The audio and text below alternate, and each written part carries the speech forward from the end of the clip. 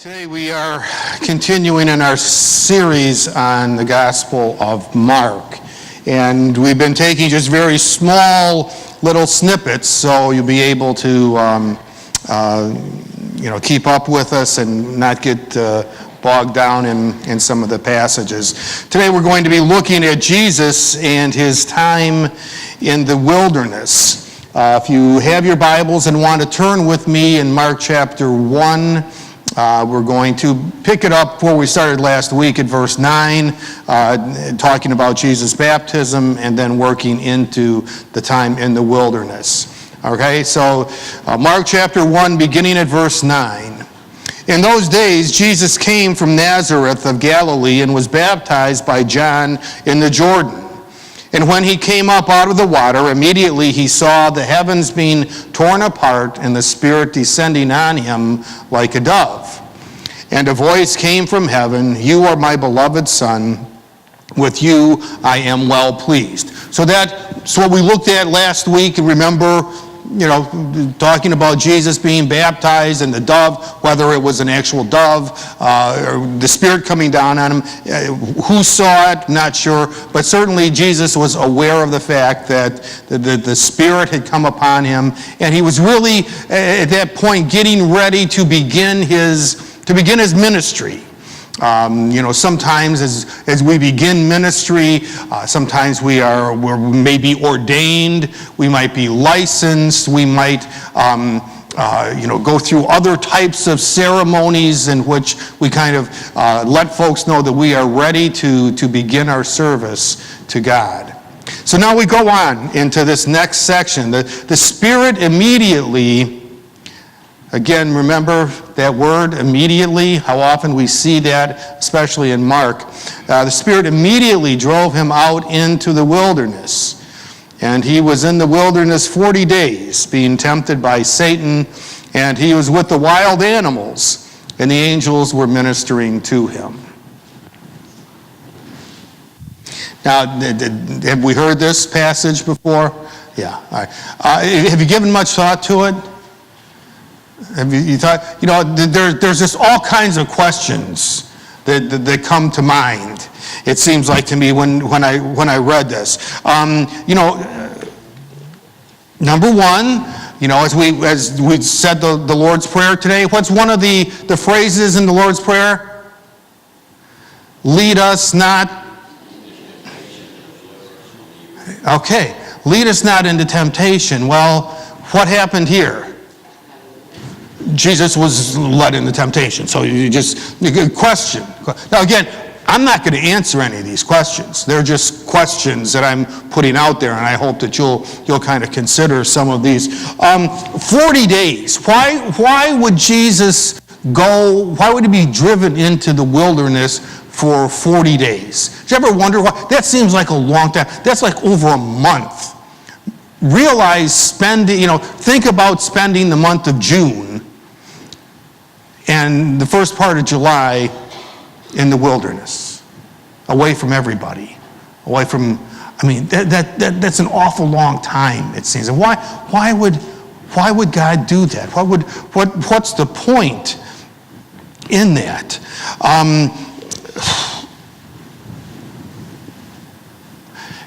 We don't see it in Mark, but we do see it in Matthew and in Luke.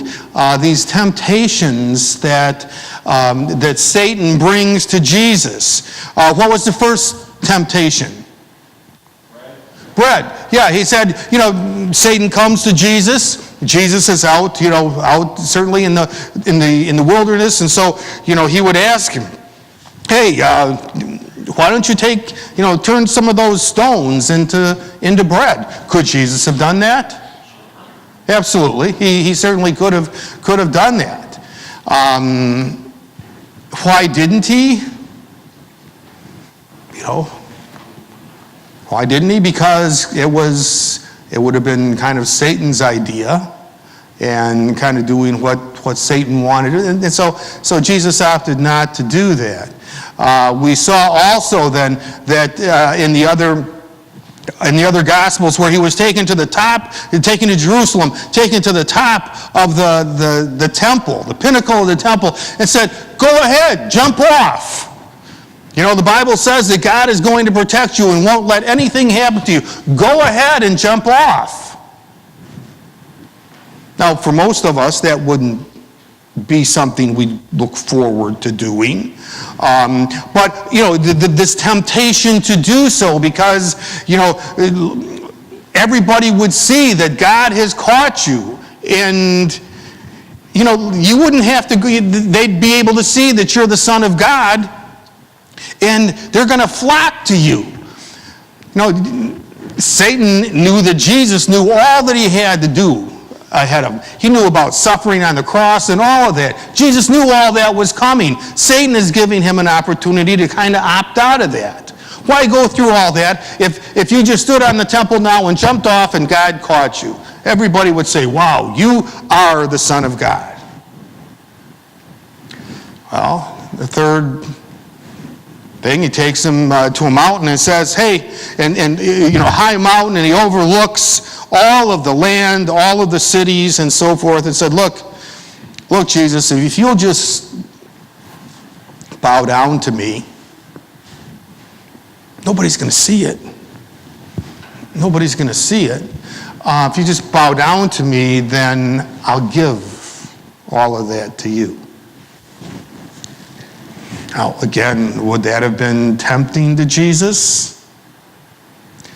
You know, the question, again, another one of those questions is, could Jesus have given in to any of those three temptations? Could he have done so? That's a question. I'm not going to answer it. The second thing I wonder is, do you think Satan would have really been able to carry through on his promises? You know, Satan is known as the great deceiver.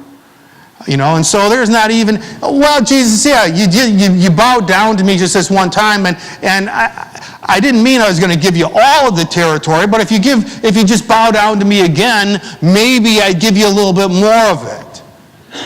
And on, and Satan would continue to try to deceive Jesus, to try to trick him. So there's Jesus in the wilderness. Now, the wilderness is a place, I don't know where you've been in your lifetime. You know, some of you have been to the Holy Land. Some of you have been to, you know, out west and some of those, you know, even Iowa.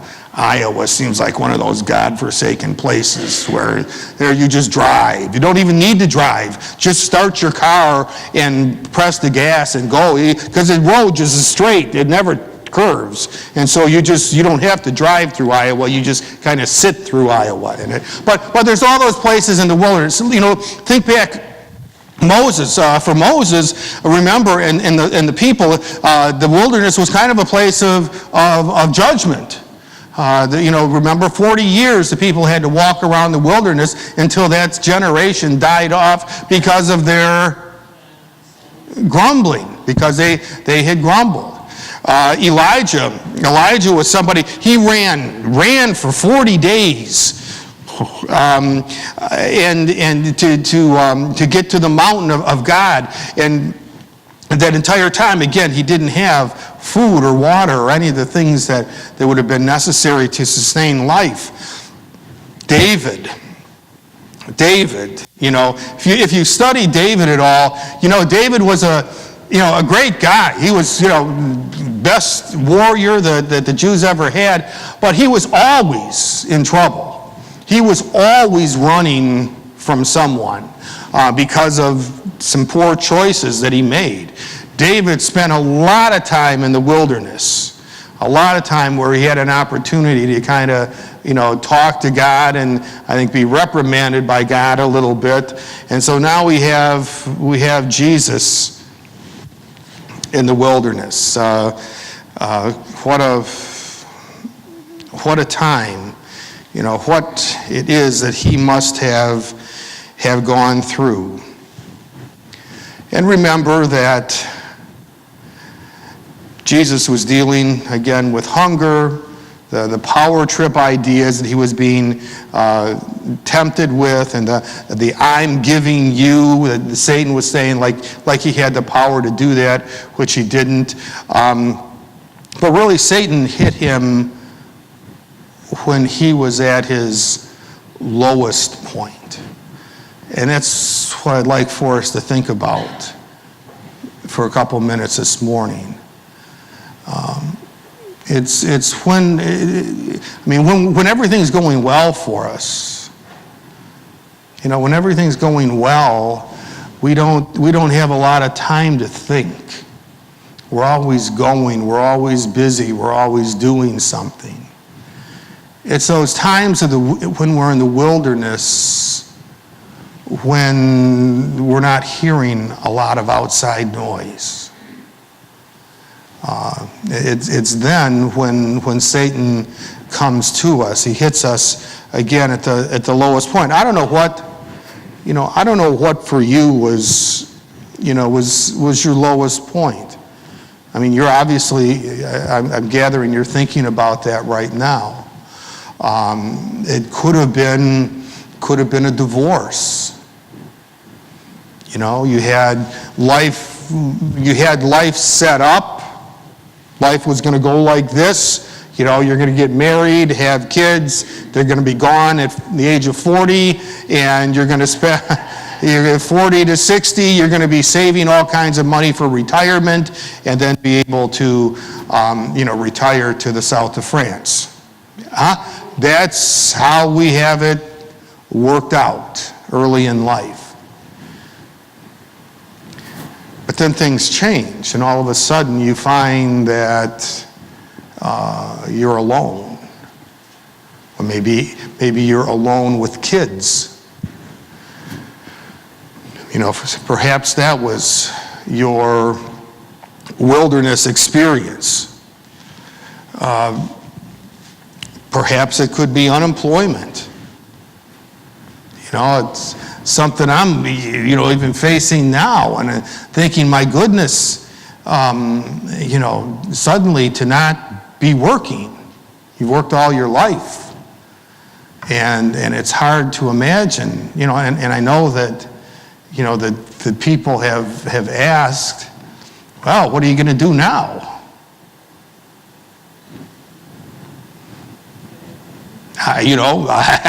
Don't know. Don't know. There's not. It's not something you've been planning for, and all of a sudden, your days had been ordered, and now they're not, and there's a wilderness there. Perhaps it's the death of a spouse, and maybe there's not anything more difficult than that. Than to have somebody that you have loved and spent your life with, and now all of a sudden, that person is gone. And you had to go through all of the preparations. You've had to do all of that.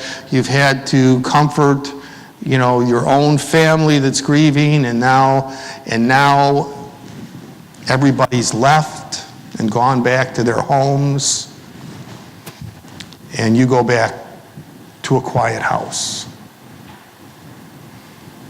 How do you cope with that? Again, that's one of those wilderness things. Jesus spent 40 days away from everyone. Jesus spent 40 days of being frightened by the unknown. Talking about the wilderness, and I know some of you like to camp, and that's fine. I guess somebody must like to camp. So, but imagine if you're out with no tent, without anything, and you're out in a wilderness, day and night. It seems like after a while you start to hear things. And how frightening would that be for you?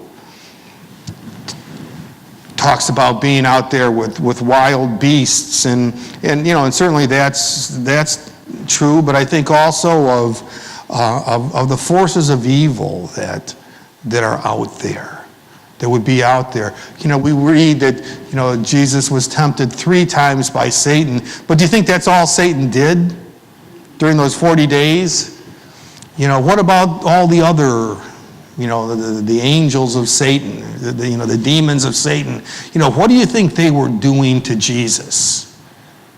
What do you think they were doing to him?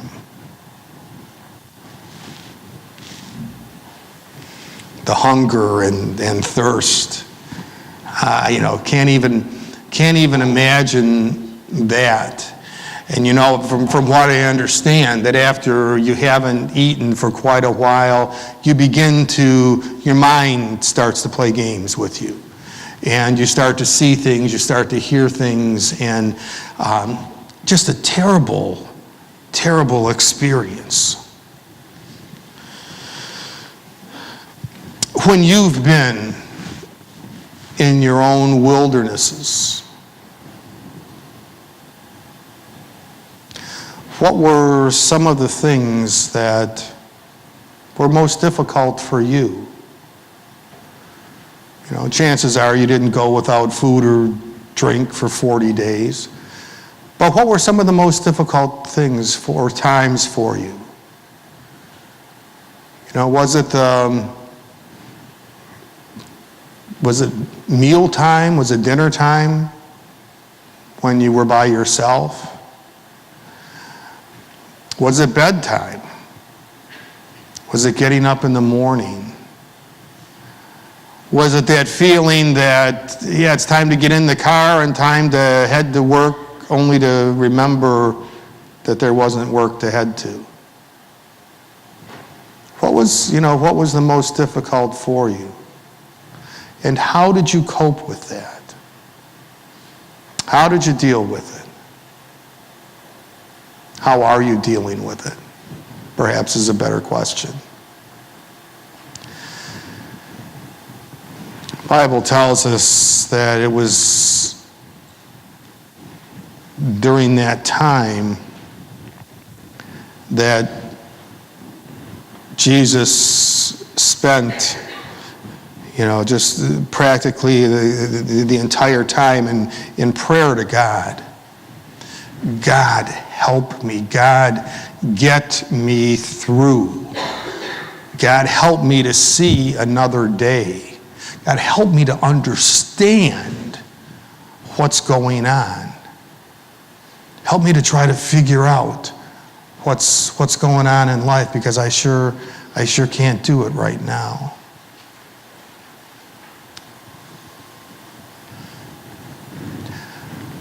One of my biggest mistakes that I've made in my times in the wilderness has been figuring that I could work it out myself. I could figure it out myself. And what a mistake that was. Because I try to do all of the right things. I try to do whatever someone, told me to do. And when you're going through a difficult time, is it ever hard to find somebody to tell you what you need to do? No, everybody has an idea of what you need to do. And so often we try to latch on to anything that we can. And so yes, I'll do that. Yes, I'll try that. I've had friends, relatives that they have gone the hypnotism route, the acupuncture route. And again, no offense to any of you if you've done those, but they tried all of those things to help whatever the issue was that they were going through. Just out of desperation, they try anything. Can't say that a lot of those were successful. Jesus realized that the only place that he would be able to get help, my help comes from above. My help comes from above. I found a quote.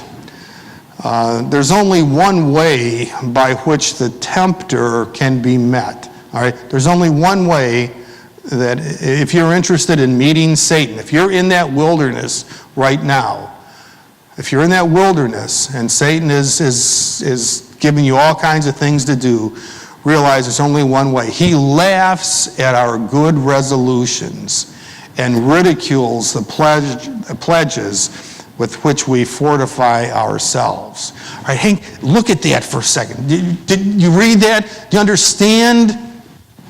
Do you understand what they're saying?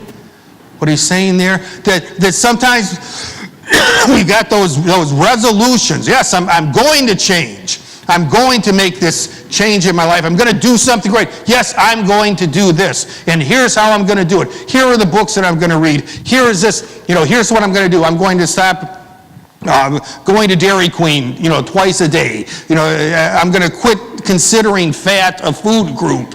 Okay? But if we make all of these pledges, it's like a New Year's resolution. Okay? I don't know if you all make New Year's resolutions and how long they last. But usually not very long at all. And he just laughs at us. We just feel so good about ourselves. Boy, look at this plan. Look at what I'm going to do. I'm going to stop doing this. I'm going to stop smoking, eating, drinking. I'm going to just start drinking bone broth. And that's how I'm going to live. And I'm going to be wonderful.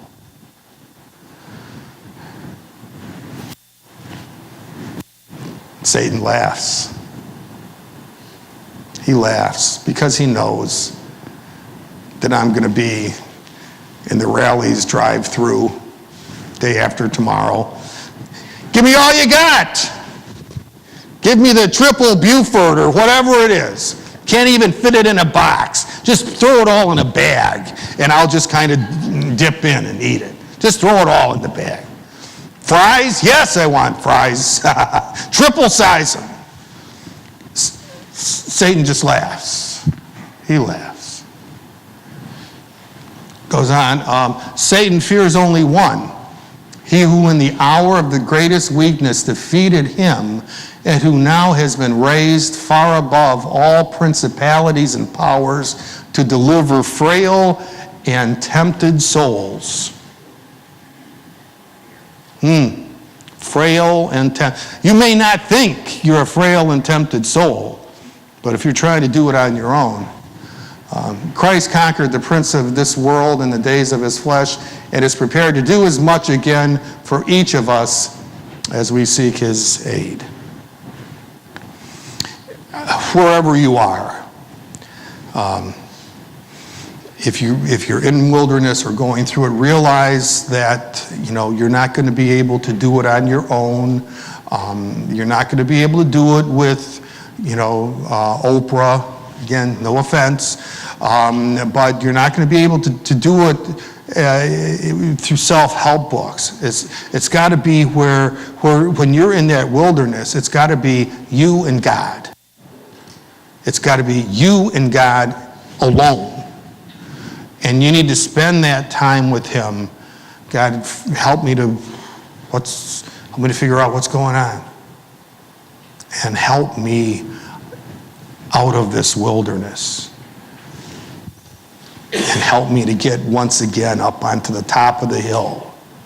Because that's what we were made for. I mean, God knows that we're going to go through the times of wilderness, but He gives us what we need to be able to get out of that.